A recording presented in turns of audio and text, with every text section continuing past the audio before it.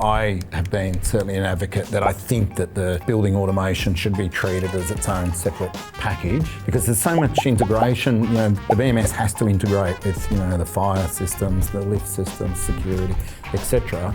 But it tends to be pushed through the mechanical, which definitely there is a lot of air conditioning related work, but I still think but it's more than just that. Welcome to another episode of the Let's Talk Facilities podcast, the podcast where we dive into the insights, the impacts and innovations of the FM industry. My name's Tim and today we'll be chatting with Adrian Michaels and we'll be diving into all things BMS, that's Building Management Systems. It's genuinely a fascinating chat. You don't want to miss it. Let's jump in. Looking for the buyout then, just be open to change. Just a good spread. I actually had to learn to do it because the question my brother had mushrooms going in his car. Contractors spreadsheet is like gold. Water starts pouring on me. It's such a rewarding career. drag them down. We love you all of our customers.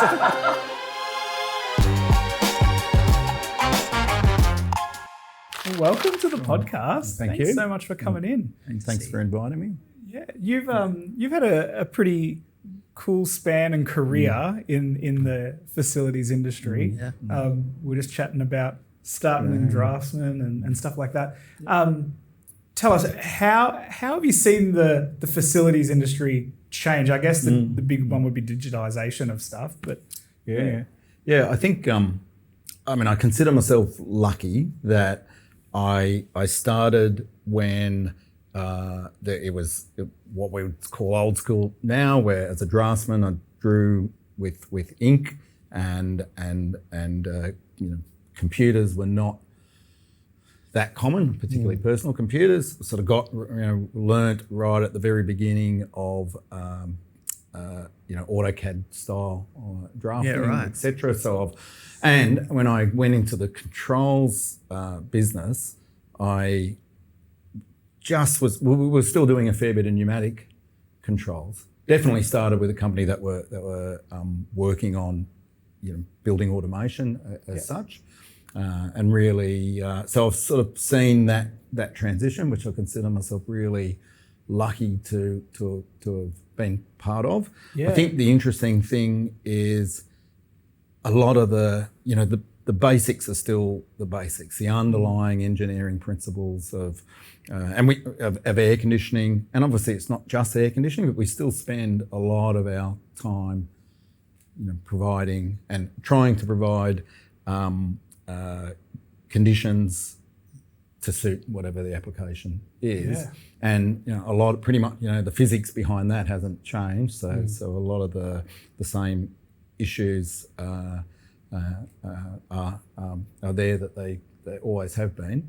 But I think what I've really seen, is the increasing digitisation, but also the cost reduction and the ubiquitousness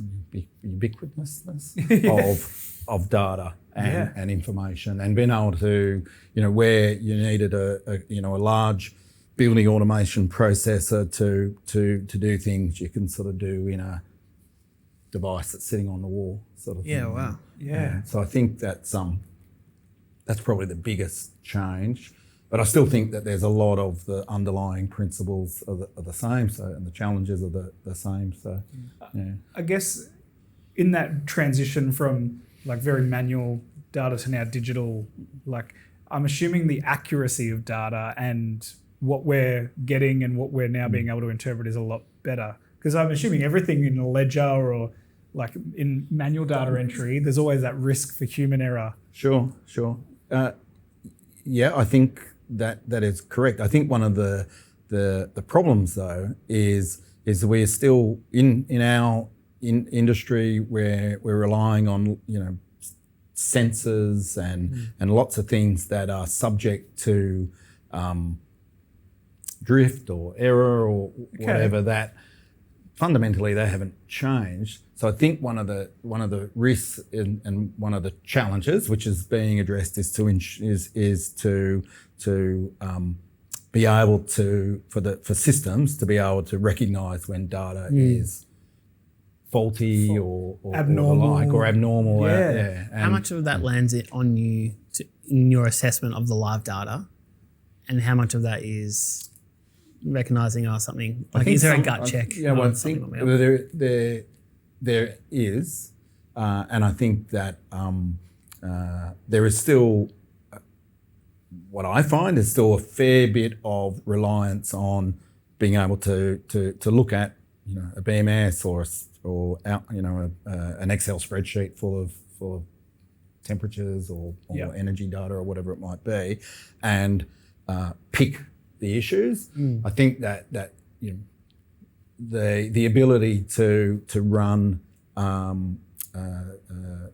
algorithms or do analysis and pick that up in a more automated fashion continues to happens and continues to. I think that it's still the challenge in the industry for controllers and the like to recognise, to be able to run code that they recognise themselves. Yeah. Okay. There's something wrong. There's something that's wrong that needs to be addressed. Yeah. Is there a BMS system for your BMS system? Well, Do you know what I mean? yeah. Like, I mean, I guess that's the rise of analytics. Has really been effectively the BMS checking the BMS, and I think part of that is the ability for BMSs to share data.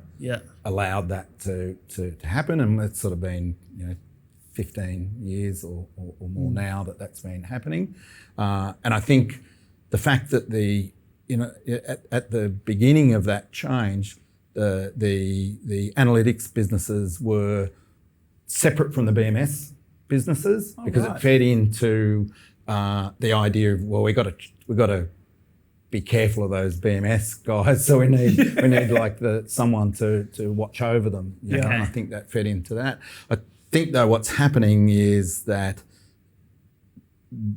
capability is basically morphing into the BMSs themselves, and really that's ideally a BMS system should be able to do its own analysis. Yes. And what started off as pulling data, lots and lots of data, putting it into the cloud and running rules and algorithms over it, which is still pretty common and still valuable. What I think what we're seeing is that ability is because of the ability of systems, processing power and cost and everything, that ability is just devolving down to the individual elements themselves. So, an air conditioning room controller could analyze itself and say, I'm opening the chill water valve fully, but the temperature's not changing. That seems likely that there's a problem with the chill water valve. So and it's do so that much more alert, efficient. Wow, wild.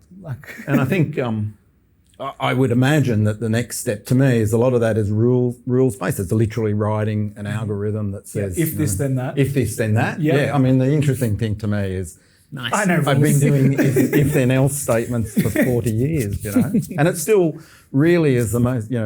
Most control programs are variations of if then else statements. And nesting them inside each other and all the like. The next step would be that AI doing more of the learning itself, that rather than having to write the rule. And presumably AI could develop its own. Developing very quickly, AI. Yeah, I was going to ask that. Every week. How much has this impacted you, if at all? I think we're starting to see the impact. I think it's only just starting. It's mainly from my perspective has been in assisting productivity in doing analysis. To the extent that I was a little bit at the beginning of it, I wasn't resistant, maybe, I guess, resistant in the sense that I don't like the idea of handing over the decision making to something that I wasn't quite sure of. But what I found more is that, for example,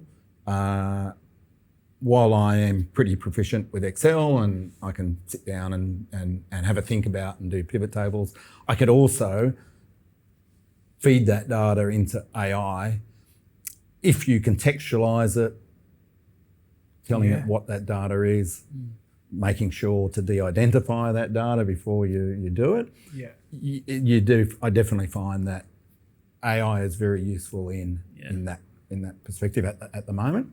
I just remember the Simpsons episode where they get it's like a building management system. It's that little AI thing that ends up killing them all. Do you know what the Simpsons are? No, I like the Simpsons. I don't remember that. It had Mel Gibson's voice, I think, and it took over the house, and Marge fell in love with it, and then ended up killing them all. It's a Treehouse of Horror episode, and that's what I think of. Like Not my AI being able to control buildings is scary. Something like it's a scary thought with all the warnings we've had. Yeah, but I mean, we deploy it quite a lot at Premres. Yeah.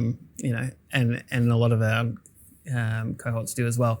And I think where it's heading is that we're essentially conductors of the AI orchestra bots out there. So there's still a relevance to be the head of chain directing the flow of information and traffic. And so I think there's still a role there for peak efficiency. I definitely think there's a role as to whether or not, and presumably the AI engines will get better and better at discerning between correlation and cause and those sorts of things. Because that's one of the things I've thought about is, well, you can look at a whole lot of data and make associations which may not be true. Because, as I always say, in air conditioning, underlying it all is still basic physics. It's we used to say to FMs, if you increase the set point and it doesn't get any colder, that's not necessarily because it doesn't want to, it's just because it can't, because the physics is not there. So that in itself is we talk to the engineers that I work with to say, one of the things to look for is strange set points. Why has the guy put that set point up to 26 or particularly, often down to 19 in response to a cold complaint? It's not going to get that cold. It's just not. So that's actually indicating another problem, not. I can confirm the aircon in my hotel room last night was indeed 18 degrees. It was freezing. And I got up in the middle of the night because I forgot to change it. So I always find it funny, FMs that we talk to sometimes talk about how on an overcast day they'll come in and stuff and be like, oh gee, it's really cold in here, and perception. Like, the temperature, we haven't changed the temperature in 3 weeks. Like it's the same temperature, it's constant. You just look out the window and think it's colder. It makes their lives crazy. Question for you. I worked in development in a previous life when I had hair, and and it was good. One of the challenges that we faced was the convincing that almost a BMS became a checklist item, particularly for facility managers are always the biggest advocates for it, saying, I need a BMS, I need to be in control of my data, I need to make sure the building's operating properly. But often the decision for a developer, that comes after the construction costs are worked out, comes after sometimes, some of the buildings are already built, and you're kind of working through, well, how much do we want to spend on? Yeah, what do we have left? And is this enough? And will that operate the way it is, With construction getting obviously much more advanced and buildings being built hopefully better to higher energy standards, is that a challenge that you're still having to educate tenants or building owners on BMS systems? Like, what are they? Because to a developer or to a tenant, it's a foreign language. Yeah, I still think it's an issue in the industry. I think that one of the conundrums in the industry is that the BMS contract typically, even to this day, is a subcontractor, the mechanical contractor, because most of it is air conditioning, and it's just seen as mainly an air conditioning control system with other stuff tacked on. Yeah. And I think one of the problems of doing that is then the BMS contractors are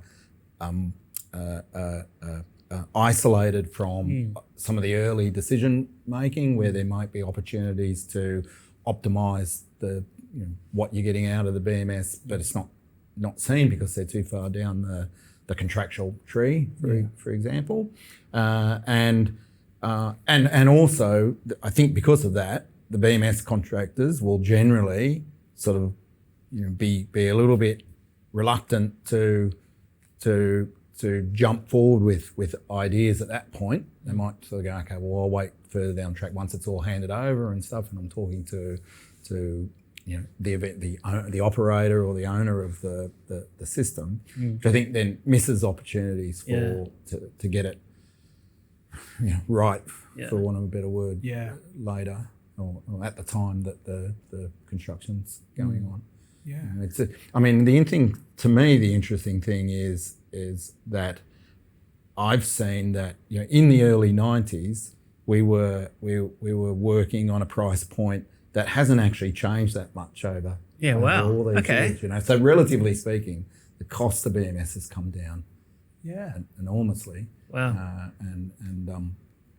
So I think there's lots of value for money there, and there's lots of opportunities to not that it's not being. I mean, in a lot of cases, it is being done really well. I think the opportunity to do even better is still there.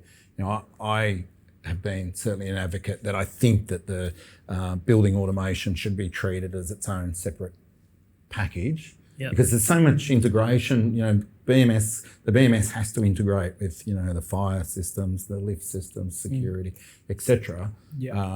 But it tends to be pushed through the mechanical, which definitely there is a lot of air conditioning related work.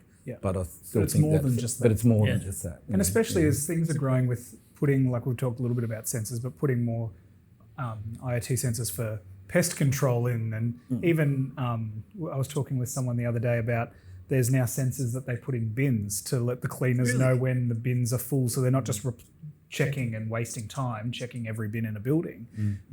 That's cool. So there's lots of new technology that's coming in that will integrate into the building management systems, which is more than just your HVAC, right? Yeah, exactly. Lots of FMs fall into the role of being a facility manager, and most of them weren't engineers beforehand. How, like for someone who's fallen into the role, it's their entry level,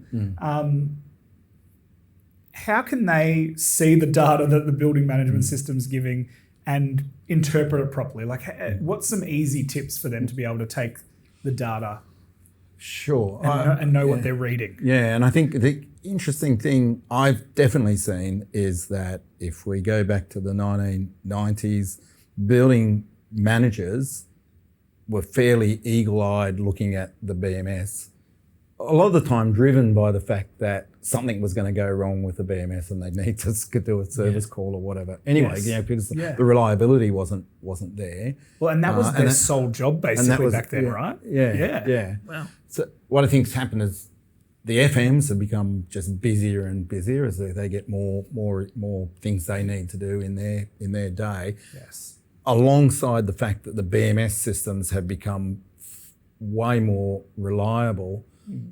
It's very rare, really, for a BMS to just break, like something in the BMS controller to just stop. Still happens, but much less than it did. Problem with that is that the BMS can sit in the corner, like the head end can sit in the corner doing its thing and not be called on, an alarm not occur. So the FM doesn't need to go and necessarily look at it. The problem then is that then they lose contact with it. They're not as familiar with their own system as they otherwise could be because they got the time. So I think that to me, that training initially, I would say in terms of these simple tips, definitely what I would be saying to FMs is, right at the very beginning, ask for the functional description. Is the written document which says this is what this system does. This is how it controls. This is the plant it controls and the lighting, and how does it integrate with security? Does it just monitor alarms, or does it actually use an entry to activate the lighting or whatever it might be? How does it integrate with lifts and fire and all that sort of stuff?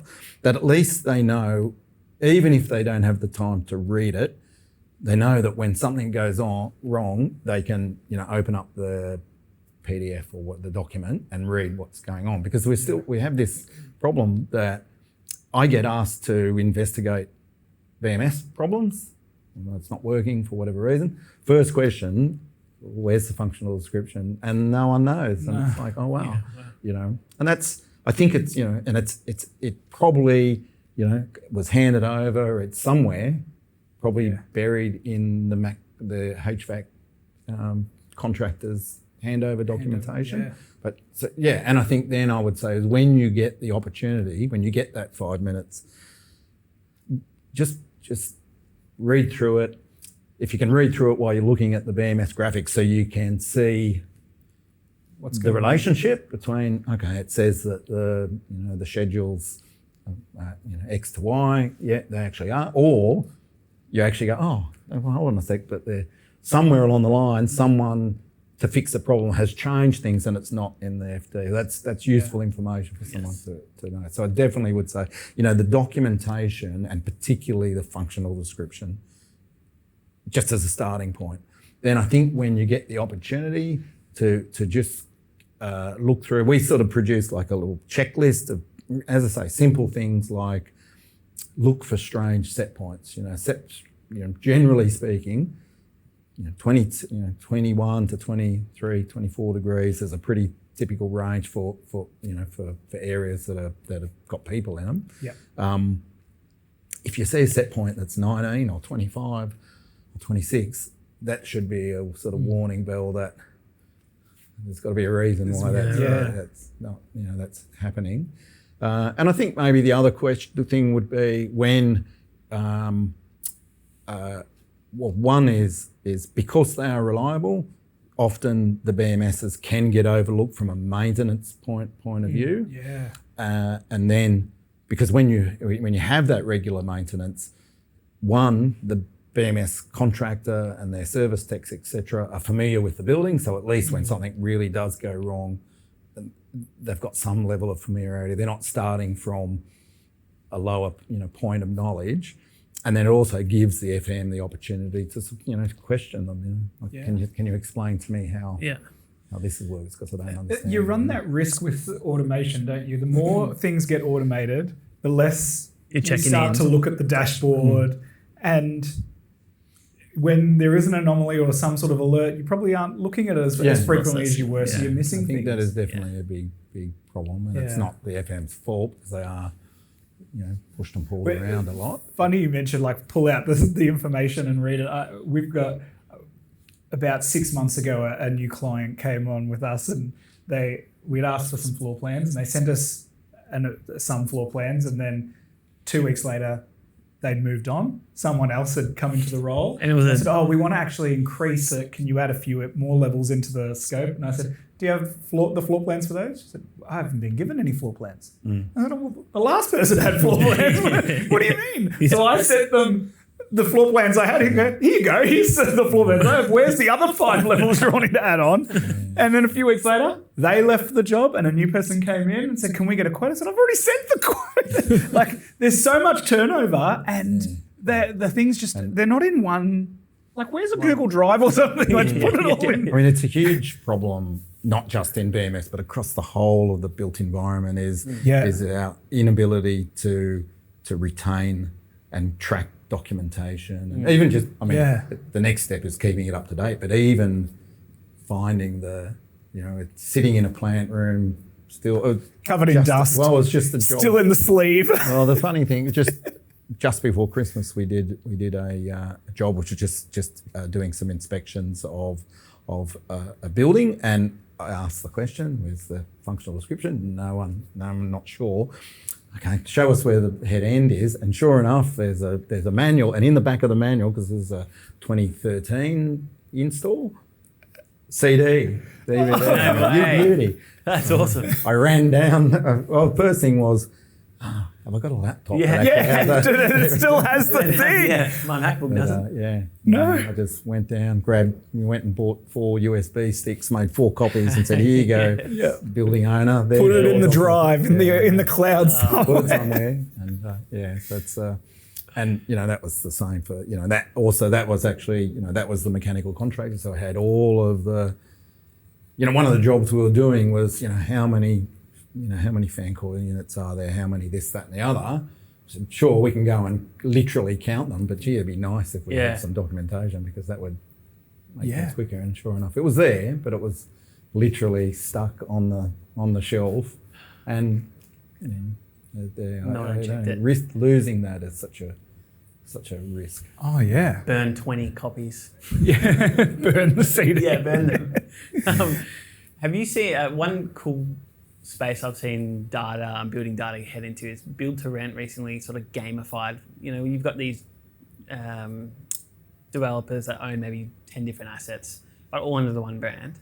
And this works corporately as well, where they'll gamify floors against each other and gamify buildings. So they'll say, hey, this floor or this tenant used X amount of water, X amount of power this last month, and it competes against another, in an effort to reduce your usage, which is really cool. And that's all powered by the BMS data. Wow. Have you seen that? Or I've heard some similar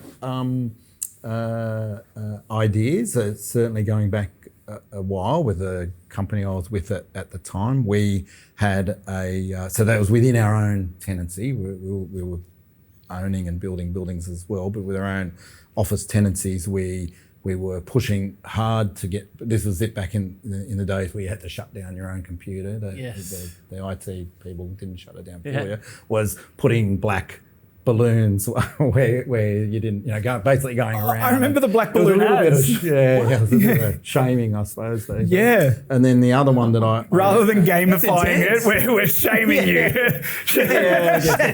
Right. In retrospect, maybe it was a little bit shaming. And then I had a client, and they had the concept of colour, what they called colour crime, which I thought was quite funny. It was basically if people did colour prints, and they didn't use them, they were guilty of colour crime, and they had this sort of concept of like they're basically, which I thought once again maybe that was just the times. It was before the GFC, and we were more into shaming people rather I think we've become what is it? What do they call that generation? The snowflakes. You can't shame people anymore. No way. No shaming allowed. It's all going to be encouraging. I will. So I think flipping that on the head and maybe making people praising them for not using the colour rather than shaming them for you, but. The gamification stuff. We walked through a building recently. Ben, our little producer, sitting over in the corner there, and they've gamified even the how much people are drinking in the office, of like keeping their fluids up and staying hydrated. So they've got these water fountains, and everyone program or something. Yeah, everyone has their like swipe card that they get into the building with. They touch it on the water fountain. It tells them on the screen how many litres of water they've drunk today. And then they fill up their bottle and it counts. Wow. And it all links into their BMS, which is like the facility manager was telling us, this is under our scope. Can you believe it? Wow. So the scope of facility managers over it's growing, isn't it? the years has changed dramatically. Like you were mentioning before, it was all basically their role was to keep the facility running. Now it's keeping the people hydrated, and it's a lot more people management. Hey. Yeah. And it's interesting too that post-COVID, we still have that pattern of the hybrid work from home situation, which is meaning too that in buildings we do get that situation where which is generally a good thing, that they're running at less than peak load. There's an opportunity, of course, though, that I've seen situations where on a Friday, there's various areas which are just, there's no one empty. there. Yeah. They're pretty much empty. My son works in a building in Parramatta. He lives like a block away from where he works, so he goes into the office all the time. Yeah. So he's always there, and he says Fridays, I'm the only one there. It's a ghost town, and the air conditioning's for the whole having floor, to run the whole floor. Contractually, the owners are obviously obliged to provide conditions across the whole floor. But obviously that does present opportunities to set back. Be it great if you could sort of encourage, people, hey, you on level 4, can you go up to level 5 so then we can completely shut down level 4. That's a behavioural It thing. makes sense, yeah. How can facility managers, have you seen use cases where there are buildings where they are being smarter with the data to drive efficiencies like that? There's definitely save money, energy, everything. There's definitely plenty of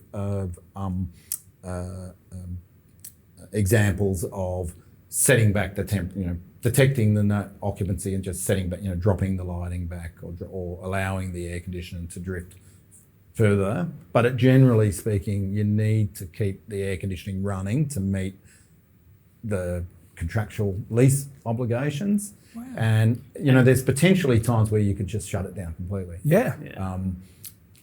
And it's interesting, from a neighbour's energy point of view, they will they penalise you for not running air conditioning when you're contractually obliged to run it. Oh. And then argue, I think then it just maybe what it means. I've thought about, does that mean neighbours needs to be updated? Maybe not. Maybe it really means that the understanding between the owner and the tenant needs to be updated.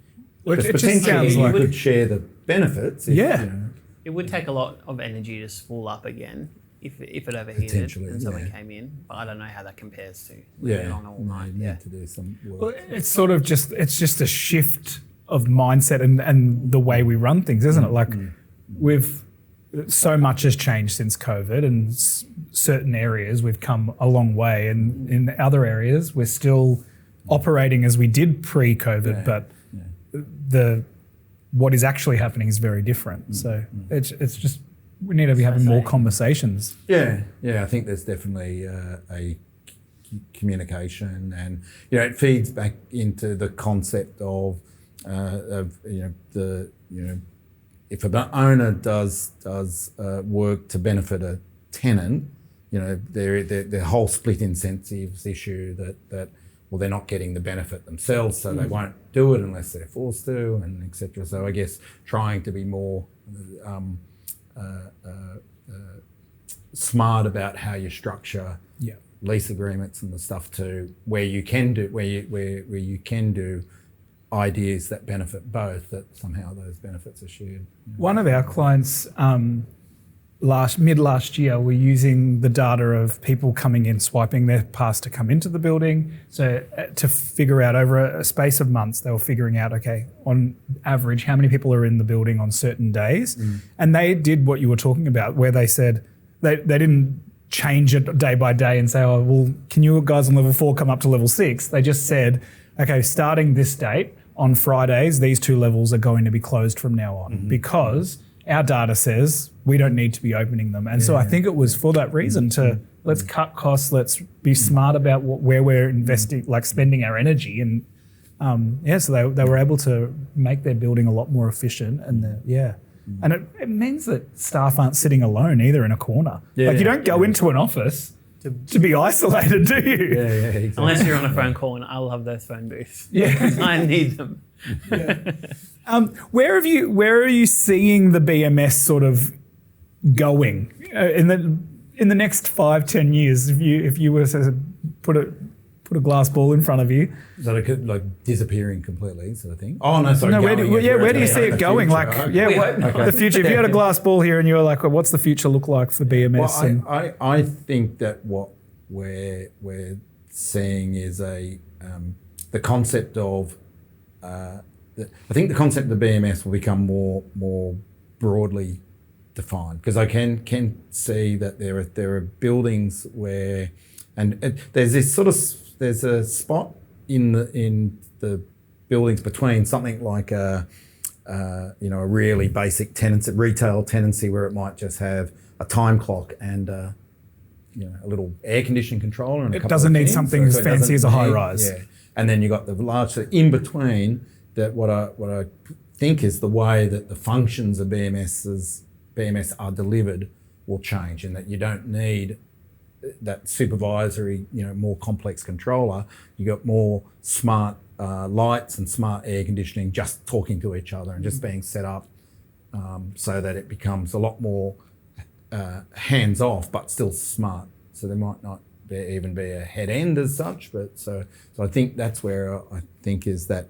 The idea of sort of analytics about small sort of what we used to call unitary controllers, where you just got the out of the factory the air conditioner comes with a Daikin controller or whatever it might be. You put it on, set it and forget it. They're going to become smarter so that they can, pretty much out of the box, talk to other lighting systems and stuff so they can interact. And, there's a bit of work in setting them up, but then they sort of run themselves. So I think where it's going to go is that idea between smaller and larger systems becomes quite mixed, where it's just still the same system, but it's just treated and configured in a slightly different manner. And then I think the other thing, what we talked about earlier, is analytics, that the analytics will be, I think more and more will be embedded in the BMS themselves, and that the ability to self-diagnose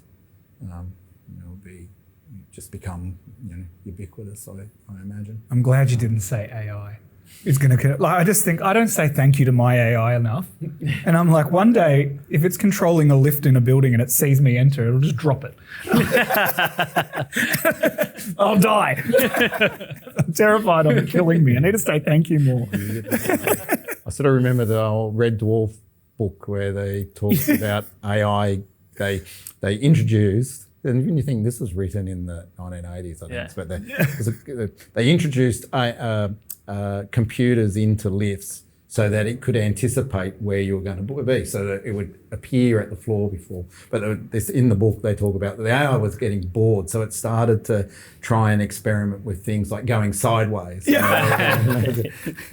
which was disastrous for them. Imagine like the doors slamming, cutting me in half or something. Like just